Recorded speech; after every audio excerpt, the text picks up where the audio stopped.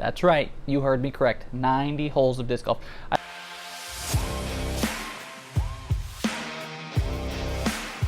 Started at Vance Park. Vance Park is a nice little 9-hole course. You got some woods, got some open. Got my first birdie of the day there, and also my first double bogey. Finished Vance Park at +1, and then walked over to Rockwood course, Rockwood Park. It's only like 2 blocks away, and a lot of people play it as a 18-hole course between the two parks, and finished +1 at that park as well. Had a couple of nice throws. That one's got a very fun 5-tree Mando on hole 9 that you have to throw through, which is kind of funny. Definitely 2 very good introductory courses for disc golf. Gives you a very good indication of what disc golf is here in Oregon. You've got to miss trees, you've got to hit some gaps, but you do have the opportunity to have a couple of big open holes, which is super nice. But I went through those 2 rounds slower than I should have. I did not plan for the filming aspect. I was like, oh, I play 9 holes in about half an hour. With filming, it takes me about 45 minutes to play 9 holes, and so after those 2, I was behind schedule, and I knew I was going to have to play faster. But this next course that I went to was one that I had never played before, Singer Creek Park in Oregon City, and I did not do any research on this course. It was just in the path of the courses that I knew I wanted to hit, and I wanted to add an extra one. So it was rough. A beautiful course. I will show a few holes here, but the elevation absolutely killed me. Walking back up to my car from hole 9, one, it wasn't a loop, which I don't like on 9-hole courses. It's nice when it plays back around to itself, but my legs were dead. I just finished 27 holes and walked up this ginormous hill, but it was a nice course. It was very unique. Had some very unique holes, honestly, for a 9-hole course. After course number 3, I was moving into courses that I have played before.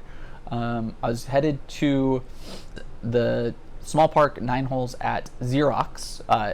Xerox put in a course for their employees and opened it up to the public, which is super fantastic. 150 to 200 foot holes, but it actually they opened it up on the back end to where they have a hole that's over 400 feet, which is super great. But the rain and the wind were starting to pick up, and it was still absolutely freezing. It was I was out there wet and tired, and this is where my body started to struggle.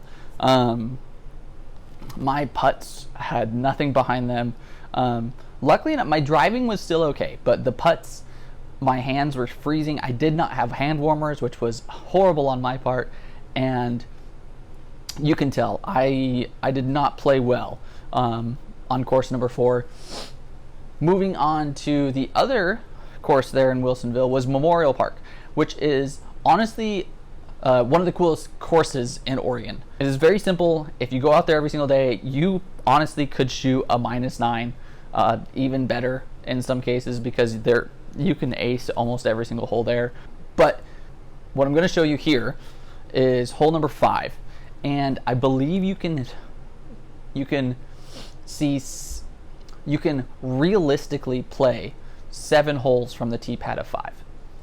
So the safari layouts that you can create are endless, honestly. It is one of the coolest, it is one of the more unique situations in disc golf, and it allows for a lot of creativity, which is a lot of fun. After Memorial, so I stopped for lunch, and Aurora Park is where I realized I was not going to make it. With how slow I was going, with the weather, my feet were drenched. I was not going to make it. I was not going to have enough time before I had to be home to finish up the 90 holes. And so Aurora Park is small, and most of the holes are 200 feet. I decided I was going to play some speed golf. and I was going to run. So I didn't do a lot of in between the hole talking, no hole breakdowns, nothing. I was just gonna go, ran with my tripod, and I played speed golf. And I honestly played pretty well. Got a couple of birdies, finished up with a double, I believe. Overall, solid round for what I was doing. I knew I wasn't gonna play my best. The goal was, it's an endurance challenge. And so the goal was to go out and play a ton of disc golf, and I did that. And I was able to finish. I think I finished in 16 minutes. I might have to go back and check the tape on that, but I believe I finished the course in 16 minutes. So less than 2 minutes per hole, which helped a lot, honestly. The unfortunate part was, in between Aurora and my next course is my longest drive. I had a half an hour plus drive down into Salem, which the drive time was the biggest waste of time for this challenge. I might, if I do this again, I might just have to pick courses up in the Portland area, because there are more courses up there, so I won't have as much drive time, but that's not even guaranteed. Other places in the United States, you definitely could finish this a lot faster than me. So if you want to try to break my record of 90 holes in a day, go for it, because you're going to have an easier time than me out in Oregon, where I probably drove for almost 3 hours out of this, out of the day. So moving down to the Salem courses, my final four.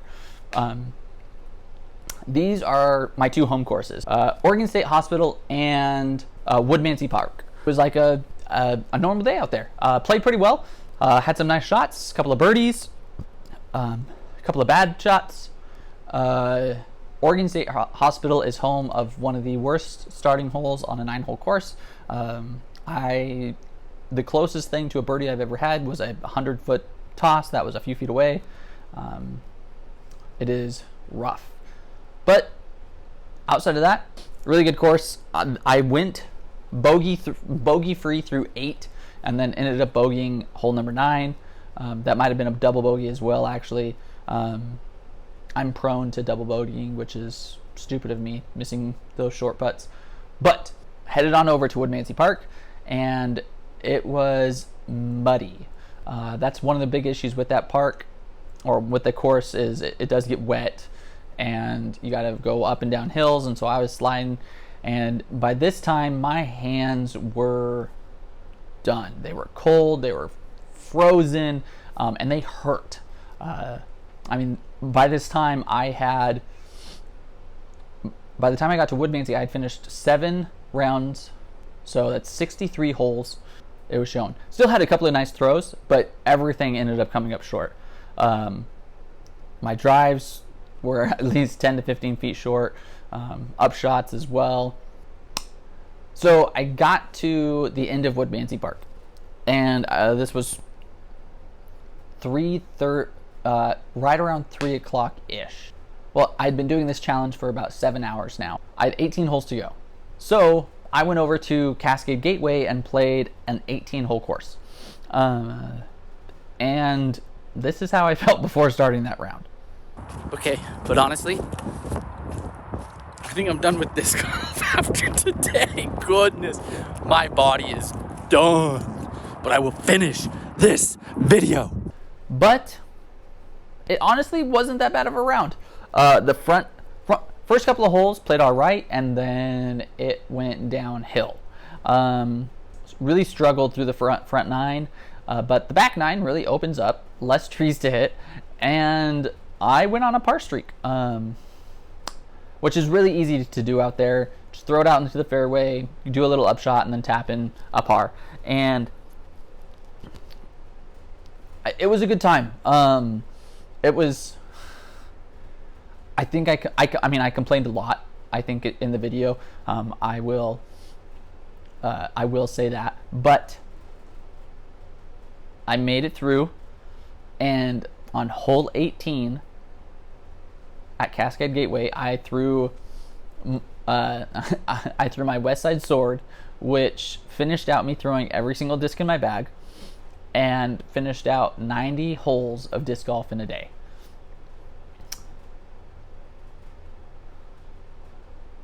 It was absolutely insane. Went home, showered. My ankles hurt from it still. My legs are still sore 2 days later. So with this video here was just me kind of documenting the day. One of the big issues with this project I realized was I myself don't want to watch 90 holes of somebody struggling through disc golf. I don't think that's going to be a very entertaining video, but I will be putting out a video with every single shot. I did miss a couple, unfortunately, but I will have a video out with the entire day of disc golf, and then I think I'm going to do an individual video for each course. The plan is also to do a video rating the courses and kind of going over what I thought of them, difficulty, things like that. So watch out for those videos as well. I will, for the record, I will not be giving up disc golf. As stated in the video before the final 18 holes. I probably will be done for the rest of the year, but start 2023, you know it, I'll be back at it. My goal is to do a big challenge like this once a month in 2023, actually.